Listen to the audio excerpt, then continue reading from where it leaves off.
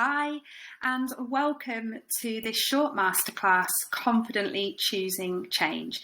Get moving, take small steps to big success. Over the next 25 minutes, you're going to learn how to feel more confident and get unstuck.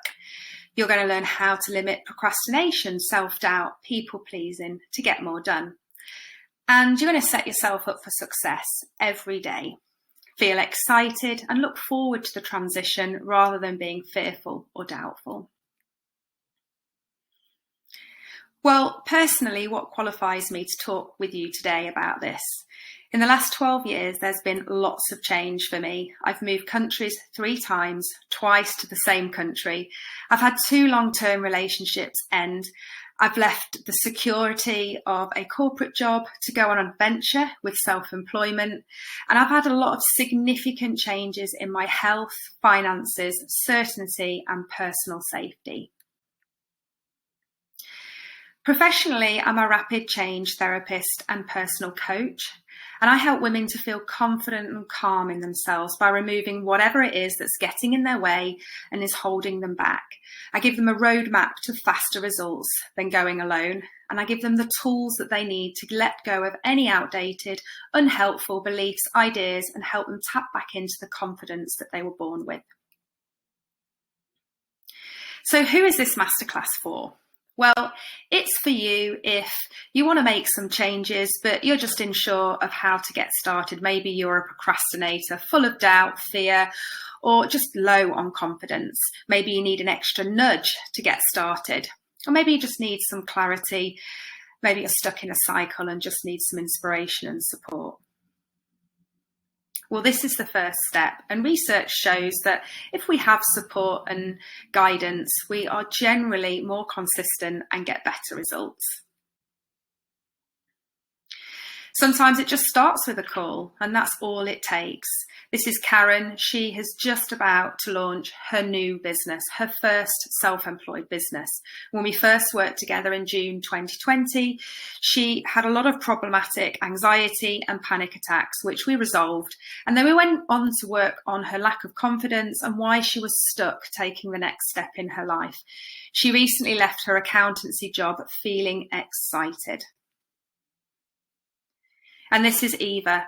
She's the ex-head of a marketing department with GE Healthcare in Dubai. And she's now, in her own words, the proud founder of Strike Force Marketing. She has a history of medicated anxiety and depression. And in her own words, she feels that it's given her the confidence to go out on her own, to feel less fear, more positive, and to be super energized and just get things done, which is wonderful. So first we need to set the scene. Where are you now? What life chapter are you in? Maybe you have a hectic work schedule. Maybe you are immersed in family life with young children. Wherever you are in your life chapters, look at where you are today, because that's where you're going to be starting from. Not where you could have been, should have been, or want to be, but where are you right now? And what identity do you have of yourself? What are your beliefs and ideas about yourself? Some of which will be really helpful, but there might be a few that could hinder you along the way. So let's illuminate them and get them up to the surface so you can work on them. And know one thing, that you can achieve whatever you want, and there is always a solution that fits everybody. And just to start where you are now, that's key. So small steps to big success. How do we go about doing this? Well, it's really important to break it down and keep it simple. And it's also paramount to have a strong, purposeful why. And make it emotional. Make it really personal to you, no one else, not because your partner wants you to do something or your kids want you to do something. Whatever it is, make that strong, purposeful why very personal to you and make it emotional. And what does that change, that transition, that desire and aspiration really mean to you in your life? How's it going to feel? Take a few moments to think about that. And equally, why not just stay where you are? How are you going to feel if nothing changes, no momentum is generated, and you just stay here, wherever you are, for the next 5 years, 10 years? How's that going to feel? But most importantly, tap into the feelings of that transition, that change, that new way of being, because from today, if you choose, you are becoming more of who you want to be. It's really important to also work on your mindset. You may have heard of the subconscious mind. It's also known as the reptilian complex or the lizard brain, and it's the oldest part of our brain. It holds 80% of our brain neurons, and you might be unsurprised to hear that it generates about 80% of our behaviour and actions. It works 24/7, and it's a data collection point. It's like a huge, massive computer that stores everything from all your 5 senses and all your experiences and events to date. It has no morals and values. It doesn't care about them. It has no judgment, and it's always trying to steer you to what's familiar, which ultimately is what's safe and keeps you alive. All it knows is that you survived that event, that experience, and that's what it'll steer you back to. And this is why we can often get stuck in patterns of behaviour and thinking that we think, well, why do I do the stuff I don't want to do? It's because of this reptilian complex, this lizard brain. It's processing data, recognising patterns and laying those patterns down and stamping them in. And actually the only patterns that we are born with are the loud noise, startling and falling reflex. Everything else, every other response pattern is learned. And that's why it makes it so important to be consciously aware of what we're thinking at any given time. So one of the key things to creating change confidently is to work on your emotional self-care. And PRC stands for patience, repetition, and consistency. And learning to parent yourself and to consciously practice it every day is really important. I think we can give ourselves a bit of a hard time. We're often quick to criticize ourselves, but being a loving parent to yourself means you are patient, means that you may need to repeat things to yourself that enable you to be consistent, and you might need to remind yourself of things from time to time. Creating a helpful mindset and words that you can use with yourself daily and phrases that support you. I am getting better each and every day. I lovingly accept myself just as I am. Make it personal to you and challenge your own thinking. You know, who said that this or that is available to you? Everything is available to you that you want. Challenge your own thinking. Where's the evidence? Be a rebel. Go against your inner thinking sometimes. And release and let go of any outdated, old, unhelpful ideas and beliefs and anything that's not going to support your future or the future that you want for yourself. And get help if you need to. Set and respect your own boundaries.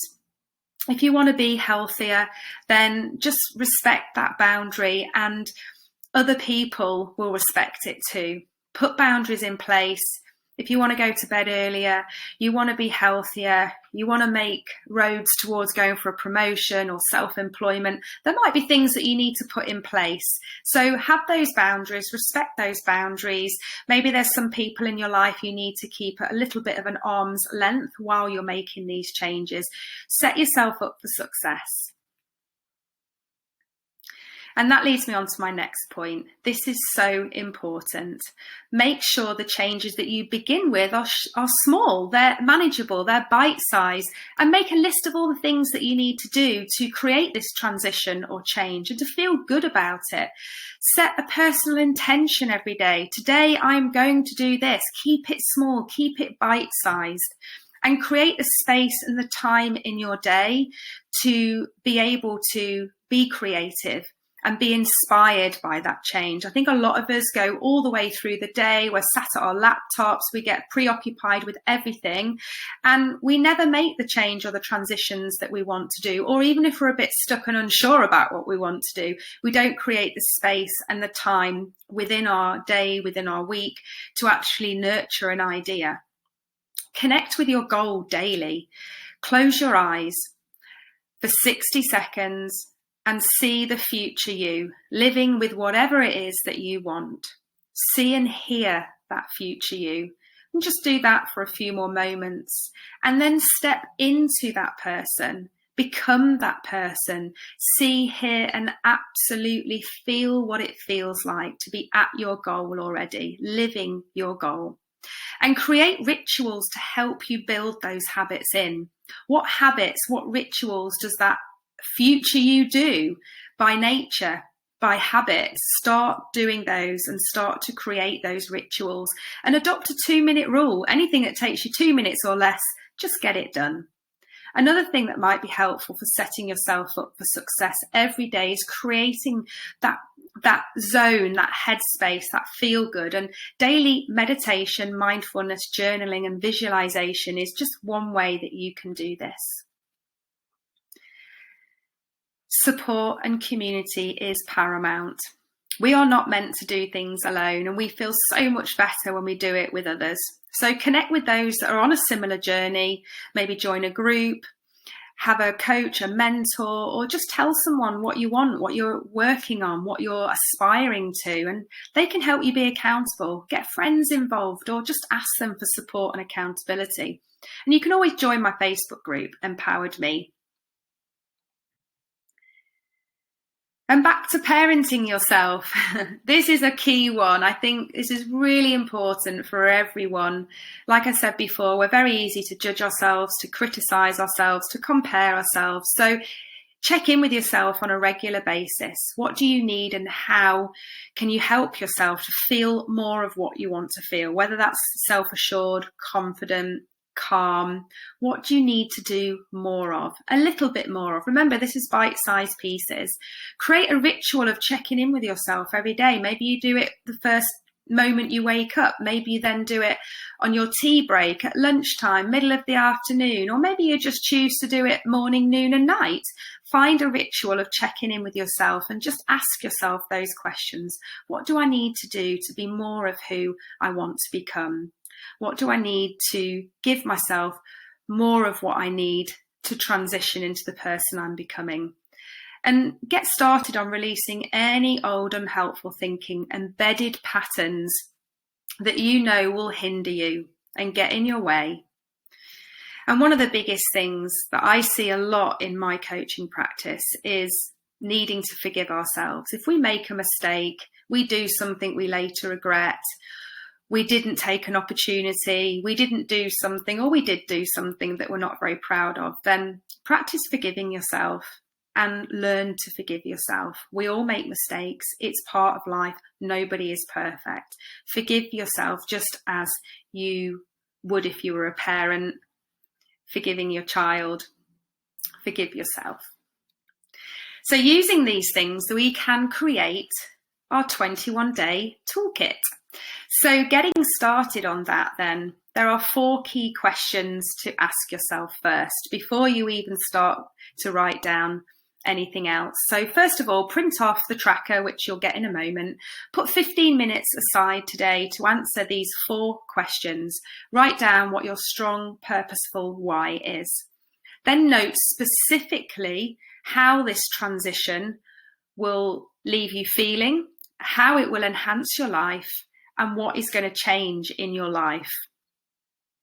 Note what happens if no momentum is generated. So if things stay the same, how is that going to be in 5 years, 10 years, 15 years time? How are you going to feel about that? If nothing changes, how is your life going to be? And then you're going to write a list of all the things that you can do, all the tiny bite-sized things that you can do that will support you on this journey. And something else to bear in mind that was developed by Martin Seligman.